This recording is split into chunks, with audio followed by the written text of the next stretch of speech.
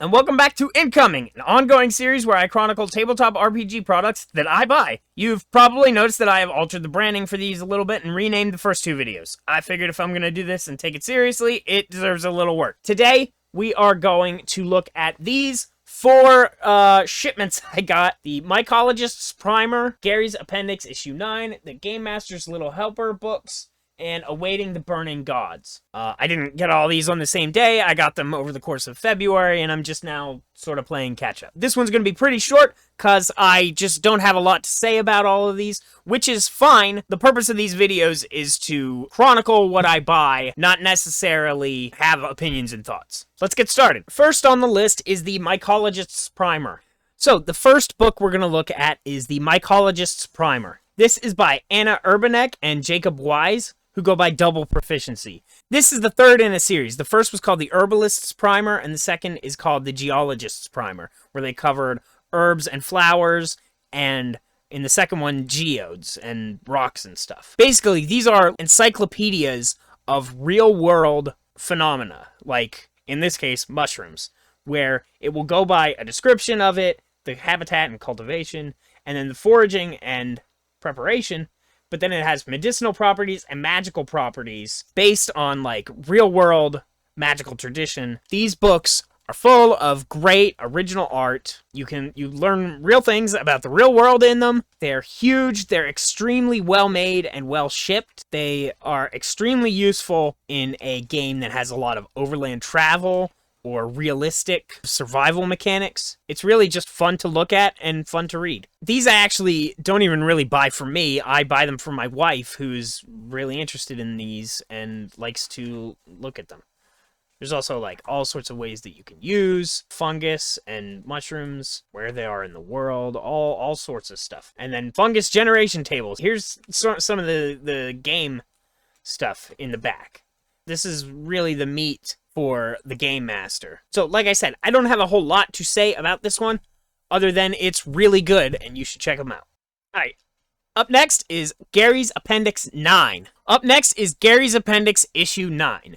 The Gary's Appendix series is produced by Jeffrey Jones, who does all the layout, and does some of the writing in it, along with a bunch of freelance writers. This is one of the first times where I had to put a disclaimer on one of my videos. I have written for Gary's Appendix before, and I will again in the future. Issues where I am involved will not appear on this series because of the rules that we established in the first episode. Every issue of these comes with a bestiary at the front, where they give you stats for creatures in Old School Essentials, and interesting ways to use them. This whole issue, it seems like, focuses on giants, which are not my favorite monsters to use in a D&D game, but I buy every issue of this, so I have no problem doing so. There is guaranteed to be something interesting in here that I will want to use. For example, giant magic items here. World building with giants, so you can build a giant settlement with this, or change how they act, or what their habitat is like. There's an article on looting a giant, and the kind of treasure you might get from different kinds of giants.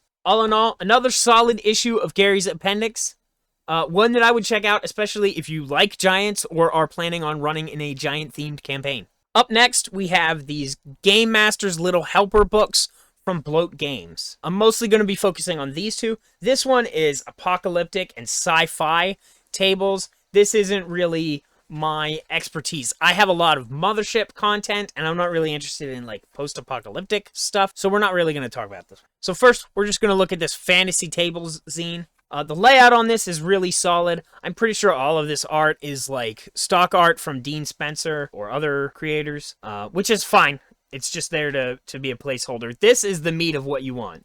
It's just a book of tables. There is almost no other writing or prose in here. It's just tables after tables after tables. So these are the kind of things where if you're designing an adventure from scratch or writing an adventure module, this is maybe the kind of thing you would want. Or you could keep these at your table and just be like, ooh, I know I have a table for that and it's in here somewhere. You could also copy a bunch of these pages for your Game Master Little Black Book, which is a future video that I will be doing on what exactly that is. One thing I don't like about these two books is they went with this faux parchment background, kind of 5e nonsense that's in 2026 really tired, really not great. There's basically no reason to do this. What it does is, first of all, it makes anybody who wants to do a home print version of your book, just makes it harder for them because they're going to use more ink, especially with these full color Dean Spencer illustrations. I have no reason why these books were printed in full color or on this glossy paper. You don't need that. You could have just printed them on uncoated paper and saved everybody a couple bucks and not paid for all this stock art, because this doesn't do anything for almost anybody, right? I'm not disparaging stock art. It's well rendered and all that, but it has almost nothing to do with the books themselves. And for me in particular, it's not that inspiring. This one has a lot of green in the tables. I've even used this stock art before for a short thing that I needed. So I even recognize this, and that really makes me just sort of go, okay, whatever. So I don't know why they would use green for the dungeon. I would use green for, like, the wilderness, but whatever. Things you might find in an alchemy lab. Things you might find in a dungeon jail cell. Things you might find in an armory. Dungeon noises and odors. It's a D40? 2D20. So it's got a curve to it. I don't know why you would do that. Just add 5 more and make it a D150 table. Things you might find in a library. Things you might find in a privy, in a workshop, in a morgue. But once again, we have this faux background texture that really doesn't add anything. And when I go copy this for my thing, it's going to use up more ink than it needs to. The tables themselves, which is really what we're here to talk about, are all really good. Here's the thing. I think I only paid like maybe 10 or 15 bucks for these or something like that. It was really inexpensive. I have bought Bloat Games products before in the past, and I'm sure I will buy them again. In fact, I think I pledged on Kickstarter for Zine Month to, like, a new series of these. So if you liked what you saw, this is a good pickup. This is one of the most utilitarian kind of things that you can get that will help you run your games. Lastly, we have Awaiting the Burning Gods and The Smuggler's Guide to 1365 from Magnum Galaxy. These are two Mothership Month 2024 zines. I think this was like a bonus stretch goal or something like that, because they came in the same package, and I didn't really pay too much attention to what I was getting after a certain point. So the first thing is we have these two zines, right? And then we have my Mothership storage box, which is covered in stickers. Do not at me. So I have here a pound of flesh, one of the official Mothership modules.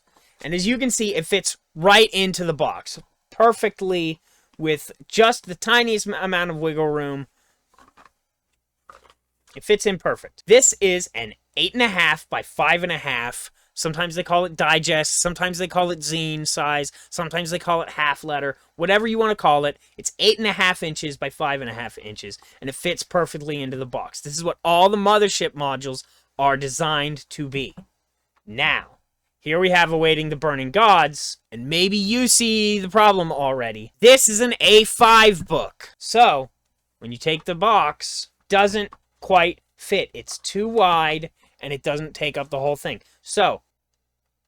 So when you put it in, it'll curl up inside of the box, and this is also true. So if you have a couple A5s, they're all going to curl up, and they're going to get messed up by the box, and you're going to lose room inside of your box if you fill it with A5. You're going to be able to fit less zines than you would if they were digest size. If you're a Mothership creator, don't create an A5. A5 is not the format for Mothership books. Digest is. Half letter is. Make the adjustment. Start your project that way to begin with. Do not do A5. Other than that minor complaint, I have no other complaints about the book, quality-wise or setup. In fact, I quite like it. It has a faction summary at the beginning. The art direction and the logo design, the graphic design is all really killer. This tells you exactly the history of what's going on here. I haven't really read this module yet, so I'm basically looking at this for the first time. There's this really cool spider monster. All of the art in this is really great. Smoking Darkness Reclamation team. So this is like guys who are here to pick up whatever is fucked up on this planet or whatever. Starting scenarios. So it looks like there are a couple different ways that you can get started on this planet. the dead city. It's got a whole city you can explore. The upper vaults. Basically, it looks like it's a space dungeon crawl on an alien planet. Right, I'm always down to do that. I haven't deeply looked into the writing of this one to check it out and see how I feel, but the art is super inspiring. This is probably one that I will drop into a Mothership campaign sooner or later and check it out. It also included this, Smuggler's Guide to 1365. This is basically a sort of smuggler's guide to running around in space. It tells you about the black markets. It gives you some locations. It has a dungeon underneath, because of course it does. It's got some NPCs. This is Sideways. Fence generator. The players have gotten something fucked up, and now they need to sell it. They can do it.